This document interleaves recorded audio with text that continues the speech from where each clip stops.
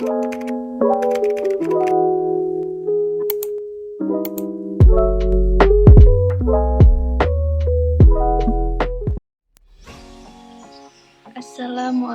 warahmatullahi wabarakatuh. Di sini kelompok kami akan mempresentasikan tentang audit atas pengendalian internal menurut Sekjen 404 dan risiko pengendalian. Yang pertama-tama, perkenalkan nama kelompok kami, yaitu saya sendiri, Cici Setiati. Yang kedua, Mus Raffi Dwi Ardiansa. Yang ketiga, Dela Alfauzia. Yang keempat, Aisyah Ningrum. Yang kelima, Rita Aminarianto. Dan yang keenam, Vika Humairo.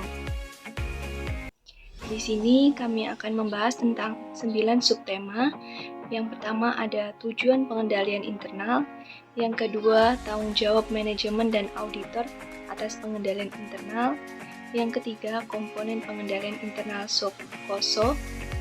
Yang keempat, memperoleh dan mendokumentasikan pemahaman tentang pengendalian internal. Yang kelima, menilai risiko pengendalian. Yang keenam, pengujian pengendalian. Yang ketujuh, memutuskan risiko deteksi yang direncanakan dan merancang pengujian substantif. Yang ke-8, pelaporan pengendalian internal menurut Sekjen 404. Yang ke-9, mengevaluasi, melaporkan, dan menguji pengendalian internal untuk perusahaan non-publik. Yang pertama, tujuan pengendalian internal. Sistem pengendalian internal terdiri atas kebijakan dan prosedur yang dirancang untuk memberikan manajemen kepastian yang layak bahwa perusahaan telah mencapai tujuan dan sasarannya. Kebijakan dan prosedur ini seringkali disebut pengendalian, dan secara kolektif membentuk pengendalian internal entitas tersebut. 3 tujuan umum dalam merancang sistem pengendalian internal yang efektif. Yang pertama, reliabilitas pelaporan keuangan. Tujuan pengendalian internal yang efektif atas pelaporan keuangan adalah memenuhi tanggung jawab pelaporan keuangan tersebut. Yang kedua, efisiensi dan efektivitas operasi. Tujuan penting dari pengendalian ini adalah memperoleh informasi keuangan dan non-keuangan yang akurat tentang operasi perusahaan untuk keperluan pengambilan keputusan. Yang ketiga, ketaatan pada hukum dan peraturan. Selain mematuhi ketentuan hukum dalam Sekjen 404, organisasi-organisasi publik, non-publik, dan nirlaba diwajibkan menaati berbagai hukum dan peraturan. Beberapa hanya berhubungan secara tidak langsung dengan akuntansi, seperti UU Perlindungan Lingkungan dan Hak Sipil. Sementara yang lainnya berkaitan erat dengan akuntansi, seperti peraturan pajak penghasilan dan provisi legal anti kecurangan. Tanggung jawab manajemen dan auditor atas pengendalian internal. Yang pertama, kepastian yang layak. Perusahaan harus mengembangkan pengendalian internal yang akan memberikan kepastian yang layak, tetapi bukan absolut, bahwa laporan keuangan telah disajikan secara wajar. Pengendalian internal dikembangkan oleh manajemen setelah mempertimbangkan biaya maupun manfaat pengendalian itu. Yang kedua, keterbatasan internal. Pengendalian internal tidak akan pernah bisa efektif 100% tanpa menghiraukan kecermatan yang diterapkan dalam merancangan dan implementasinya.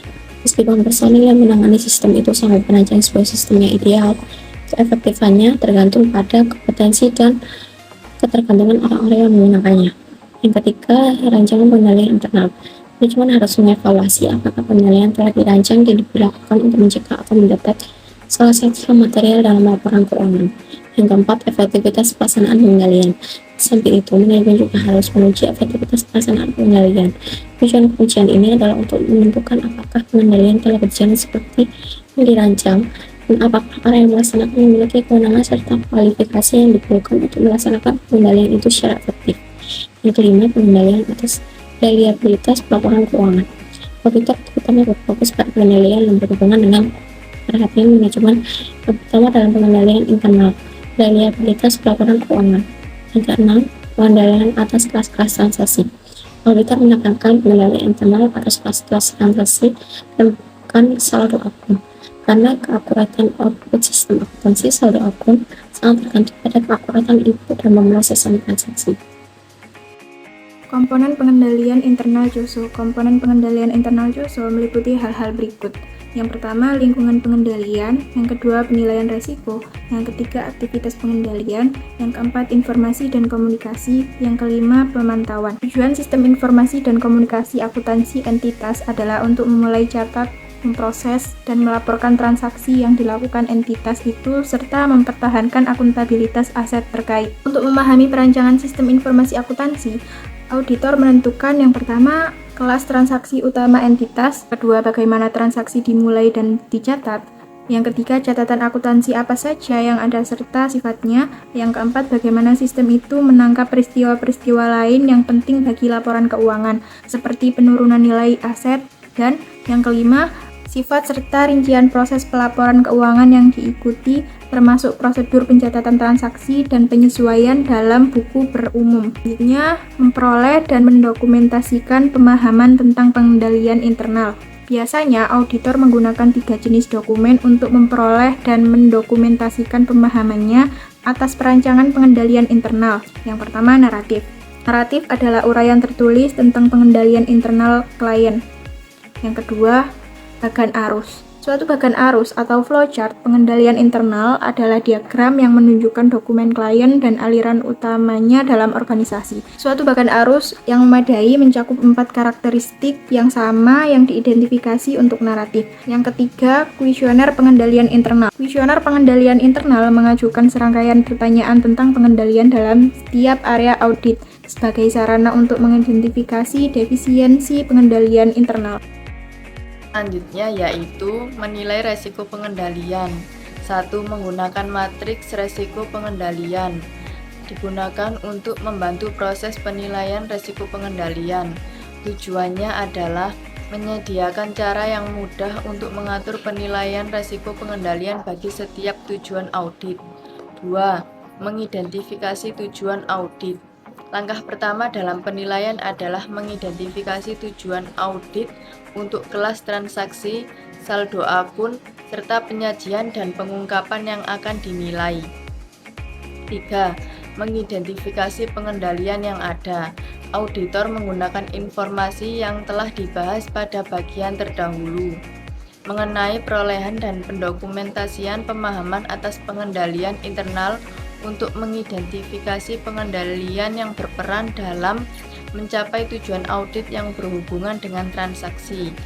4. Menghubungkan pengendalian dengan tujuan audit yang terkait.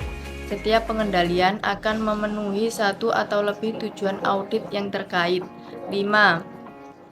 Mengidentifikasi dan mengevaluasi definisi pengendalian, definisi yang disignifikan dan kelemahan yang material. Auditor harus mengevaluasi apakah pengendalian kunci tidak diterapkan dalam perancangan pengendalian internal atas pelaporan keuangan. 6. Menghubungkan definisi yang signifikan dan kelemahan yang material dengan tujuan audit terkait. Sama seperti untuk pengendalian, setiap definisi yang signifikan atau kelemahan yang material dapat diterapkan pada satu atau lebih tujuan audit yang terkait. 7. Menilai resiko pengendalian untuk setiap tujuan yang terkait.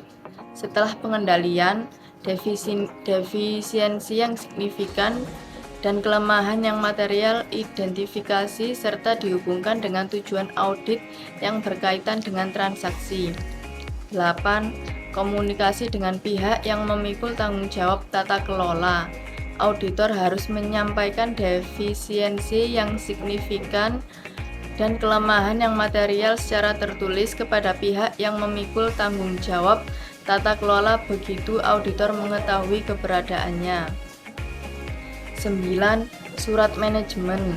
Selain masalah tersebut, auditor seringkali juga mengidentifikasi hal-hal yang berkaitan dengan pengendalian internal yang tidak begitu penting, serta kesempatan bagi klien untuk memperbaiki operasi. Yang selanjutnya ada pengujian pengendalian. Prosedur untuk menguji efektivitas pengendalian dalam mendukung penilaian risiko pengendalian yang lebih rendah disebut pengujian pengendalian. Pengujian manajemen atas pengendalian internal mungkin akan termasuk 4 jenis prosedur yang sama. Keempat jenis prosedur itu adalah sebagai berikut. Yang pertama, mengajukan pertanyaan kepada personil klien yang tepat. Yang kedua, memeriksa dokumen, catatan, dan laporan. Yang ketiga, mengamati aktivitas. Yang terakhir, melaksanakan kembali prosedur klien. Yang selanjutnya, memutuskan risiko deteksi yang direncanakan dan merancang pengujian substantif. Auditor menggunakan penilaian risiko pengendalian dan hasil pengujian pengendalian untuk menentukan risiko deteksi yang direncanakan serta pengujian substantif terkait untuk audit atas laporan keuangan. Auditor melakukannya dengan menghubungkan penilaian risiko pengendalian dengan tujuan audit yang berkaitan dengan saldo untuk akun-akun yang dipengaruhi oleh jenis transaksi utama, serta dengan 4 tujuan audit, penyajian, dan pengungkapan. Ada 3 pelaporan pengendalian internal menurut Section 404. Yang pertama adalah pendapat wajar tanpa pengendalian atau unqualified opinion. Auditor akan mengeluarkan pendapat wajar tanpa pengecualian mengenai pengendalian internal atas pelaporan keuangan apabila 2 kondisi berikut berlaku. Yang pertama adalah tidak ada kelemahan material yang teridentifikasi. Yang kedua adalah tidak ada pembatasan atas ruang lingkup pekerjaan auditor. Jika ada kelemahan material yang teridentifikasi, maka auditor harus menyatakan pendapat tidak wajar mengenai aktivitas pengendalian internal. Penyebab paling umum dikeluarkannya pendapat tidak wajar dalam laporan auditor mengenai pengendalian internal adalah apabila manajemen mengidentifikasi suatu kelemahan yang material dalam laporannya.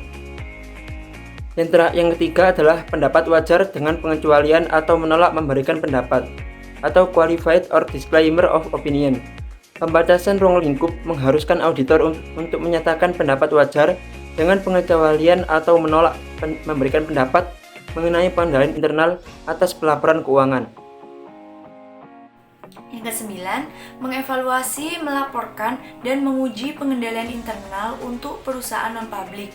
Bagian berikut akan membahas dan mengidentifikasi bagaimana perbedaan paling penting dalam mengevaluasi, melaporkan, dan menguji pengendalian internal untuk perusahaan non-publik. Yang pertama, ada persyaratan pelaporan. Dalam audit atas perusahaan non-publik, tidak ada persyaratan untuk mengaudit pengendalian internal atas pelaporan keuangan. Yang kedua, ada luas pengendalian internal yang diisyaratkan. Manajemen dan bukan auditor yang bertanggung jawab untuk menetapkan pengendalian internal yang memadai dalam perusahaan non-publik, persis seperti manajemen untuk perusahaan publik. Yang ketiga, ada luas pemahaman yang diperlukan. Standar auditing mengharuskan auditor memiliki pemahaman yang mencukupi tentang pengendalian internal untuk menilai risiko pengendalian. Yang keempat, menilai risiko pengendalian.